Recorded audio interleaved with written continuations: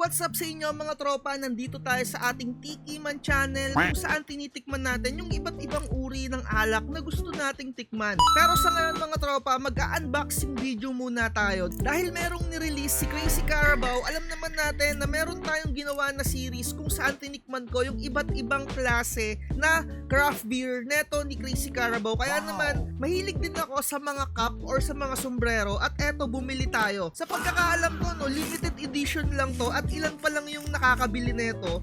Meron ding Crazy Carabao na mga freebies na cup. Pero eto, no, meron tayong binili. Yung kulay niya, no, parang acid red. Pero eto, unbox na natin.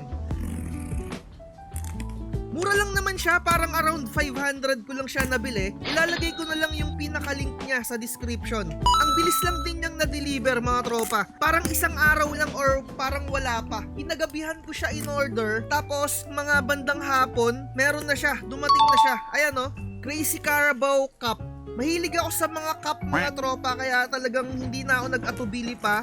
Kasi baka maunahan pa tayo. At baka maubusan tayo. Ayan o, napakaganda niya mga tropa. Kaya wag na kayong mag-atubili pa na bumili. Ayan o, ang ganda ng kulay niya. Meron pa siyang ganito o. Ang ganda mga tropa, promise. Ayan o, solid. Suot natin. Napakaganda. Ang angas mga tropa ko. Ayan o, napakahilig ko sa mga cup mga tropa. Kaya talagang ang ganda niya. Ayan o, tignan nyo naman yung kulay niya no. Ayan o, bagay na bagay talaga. Ang ganda, promise. Ayan o, solid. Nakakatuwa naman. Ayan, ganyan yung itsura niya. Kung gusto nyong mag-avail din lang ganito mga tropa, ilalagay ko na lang sa description ng video na to. Kung natikman nyo na yung Crazy Carabao na beer, napaka-solid na itong mga ganitong merch. So ipakita ko lang sa inyo yung pinakaloob niya no. Super so good naman sa halagang 400 or 500. Ayan yung kanyang pinaka-loob. Gustong gusto ko yung ganitong style ng cup. Hindi naman siya totally na alam mo yun na yung mamahalin talagang purong-puro. Ayan yung pinakaloob niya.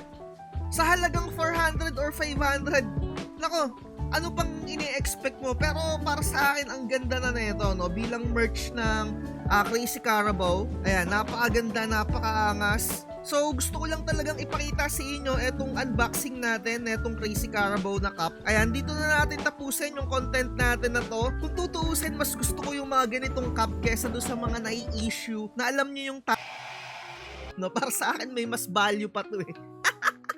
So, dito na natin tapusin to. Like, share, and subscribe. Bye-bye.